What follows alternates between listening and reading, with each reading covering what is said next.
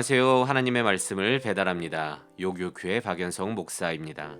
오늘 묵상할 본문은 사무엘상 28장 15절에서 25절까지의 말씀인데요. 제가 15절에서 19절까지 봉독하고 함께 묵상하도록 하겠습니다. 사무엘이 사울에게 이르되 내가 어찌하여 나를 불러 올려서 나를 성가시게 하느냐 하니 사울이 대답하되 나는 심히 다급하니이다.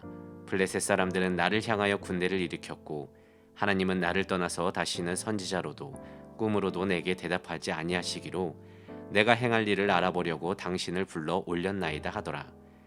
사무엘이 이르되 여호와께서 너를 떠나 내 대적이 되셨거늘 내가 어찌하여 내게 묻느냐. 여호와께서 나를 통하여 말씀하신 대로 내게 행하사 나라를 내 손에서 떼어 내 이웃의 다윗에게 주셨느니라.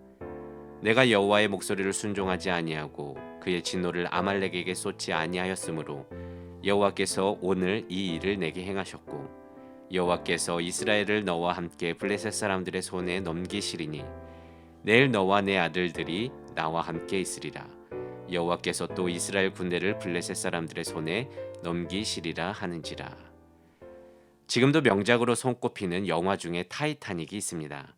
특히 타이타닉 하면 많은 사람들이 뱃머리에서 주인공 남녀가 두 팔을 벌리는 장면을 떠올릴 텐데요. 근데 저는 그 장면보다 마지막 배가 침몰하기 직전에 배에 있던 악사들이 갑판 위에서 연주하는 장면이 제일 기억에 남습니다. 많은 사람들은 살기 위해서 우왕좌왕하고 있고 그 중에 그들은 담담한 표정으로 찬송가 338장 내 주를 가까이 하게 함을 이라는 찬송을 연주하는데 물론 그들이 영화 내에서 그리스도인이라는 설정은 나오지 않지만 제 눈에는 믿는 자들의 마지막이 어떠해야 하는지 잘 보여주는 명장면이라고 생각합니다. 어떤 상황 속에서도 끝까지 주를 떠올리면서 주를 찬양하는 것. 그런데요, 여러분, 아무리 생각해봐도 그것은 쉽지 않은 것 같습니다. 그래서 누구는 인생의 위기 앞에서 중압감을 이기지 못해 극단적인 선택을 하기도 하고요. 꼭 극단적인 선택이 아니더라도 우리는 문제 앞에서 당황한 나머지 하지 말아야 할 선택 등의 성급한 선택을 할 때가 많은데 여러분은 어떠십니까? 나는 문제와 염려, 위기 앞에서 담대하게 하나님을 선택할 수 있을 것 같습니까?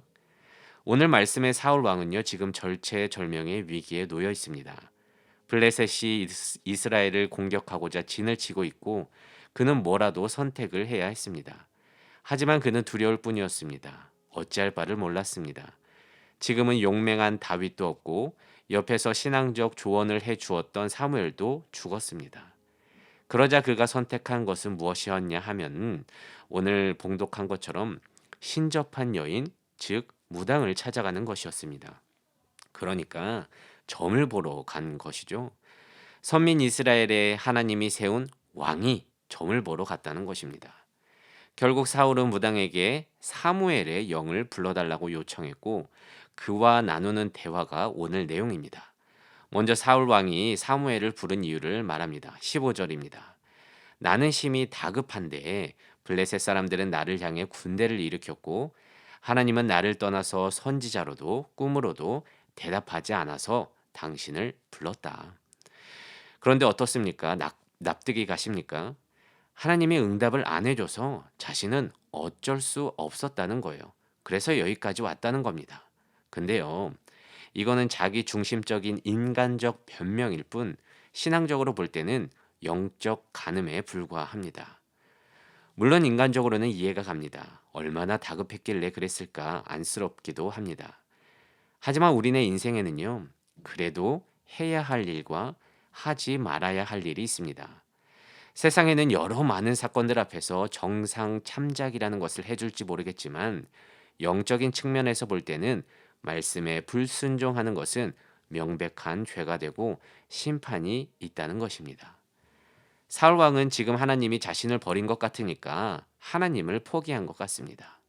그런데 여러분, 우리는 하나님을 잘 알지 않습니까? 분명 하나님은 죄를 미워하시고 거기에 상응하는 심판을 공의롭게 하시는 분이기도 하지만 또한 사랑이 넘치셔서 우리가 회개한다면 기꺼이 용서하고 받아주시는 분이 하나님이잖아요. 그렇다면 사울 왕은 그것도 기름 부음 받아 하나님으로부터 세워진 왕이라면 마지막까지 위기 앞에서도 신접한 여인이 아닌 하나님을 향했어야 했고요. 왜 자신에게 그렇게 응답해 주지 않는지, 왜 자신을 떠나는지 주 앞에서 자신을 돌아봤어야 했습니다. 하지만 그의 마음엔 전혀 하나님이 없었습니다. 단지 지금만 벗어나고 싶었을 뿐입니다. 그때에 사무엘의 영이 사울 왕을 향해 그의 문제를 정확하게 지적합니다. 18절입니다. 네가 여호와의 목소리를 순종하지 아니해서 하나님이 이렇게 행하시는 것이다. 그렇습니다. 사울 왕은 아무리 다급해도 그가 해야 할 일은 무당을 찾는 게 아니라 하나님을 찾아 회개하고 주께 순종했어야 했다는 것입니다. 그런데 여러분, 순종이 뭡니까? 하나님과의 소통 속에서 말씀해 주신 것을 아멘으로 따라가는 것 아니겠습니까? 그런데 여전히 순종하지 않았다는 것은 하나님과 소통하지 않았다는 것을 말합니다. 하나님의 말씀을 무시했다는 것입니다. 대화하지 않았다는 것입니다. 그러니 응답이 없는 것이 당연하겠죠. 여러분, 하나님은 인격적인 분이십니다. 그런데 믿는 자들이 오히려 인격적이지 않을 때가 많습니다. 예를 들어 연락 한번 없다가 누가 갑자기 연락 와서 뭐를 부탁하면 여러분 들어주십니까? 안 들어주죠. 관계라는 것은 소통해서 만들어지는 것이기 때문에 웬만하면 거절하게 되어 있습니다. 그런데 우리는요, 하나님께 그렇게 하지 않습니다. 소통도 안 하고 순종도 안 했으면서 나 필요할 때 오랜만에 얘기하면서 들어달라고 떼를 쓰고 안 되면 딴짓을 합니다. 사울처럼 무당을 찾고 사무엘의 영을 불러내는 등 선을 넘는 일을 한다는 것입니다. 현재를 살아가는 우리들은 어떻습니까? 나 역시 사울과 모습만 다를 뿐 다급할 때가 되면 선을 넘는 선택을 하고 있지는 않습니까? 그래서 여러분, 아무리 잘 믿다가도 위기 앞에서 사울 왕처럼 되지 않기 위해서는 일상에서의 하나님과의 소통, 주어진 말씀에 아멘하며 순종하는 신앙 생활이 요구됩니다. 근데요, 이게 쉬운 것 같고 잘 내가 하는 것 같지만 실제로는 잘 하지 못합니다. 특히 이런 농담하는 사람들이 있습니다. 목사님 실컷 놀다가 막판에 믿고 구원받겠습니다. 그런데 여러분, 생각해 보세요. 평생 소통 안 하고 순종 안 했는데 막판에 믿음이 선물로 주어질까요? 어불성설이죠. 그래서 우선 내 삶에도 사울과 같이 응답이 없는 부분이 있다면 말씀에 순종하기 위해서 하나님과의 소통으로 돌아가셔야 합니다. 기도하고 말씀 봐야 한다는 것입니다. 그게 평소에, 아니 위기 앞에서도 끝까지 하나님을 선택할 수 있는 믿는 자의 모습이기 때문입니다. 그래서 여러분, 오늘 이렇게 기도하며 하루를 살아내길 원하는데요. 하나님, 어떤 문제와 위기 앞에서도 오직 주를 선택할 수 있는 믿음을 허락하여 주시옵소서.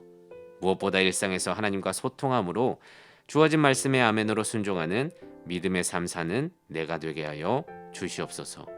오늘도 이 말씀 묵상하며 한날 승리하며 나아가는 요셉 청년부 되시기를 진심으로 소망합니다. 말씀을 묵상하며 내 삶에 적용하길 원합니다. 첫 번째, 나의 평소 신앙생활의 모습은 어떤지 돌아봅시다. 나는 어려울 때 누구를 먼저 떠올리고 찾아가는 것 같습니까? 그 안에서의 하나님과의 소통은 잘 하고 있는 것 같습니까? 두 번째, 혹시 신앙생활하면서 선을 넘는 선택을 한 경험이 있습니까? 그때를 돌아보면 나의 연약한 점을 돌아보고 그것을 보완하기 위해 평소에 어떻게 신앙생활을 해 나가야 할지 스스로 점검을 해 봅시다.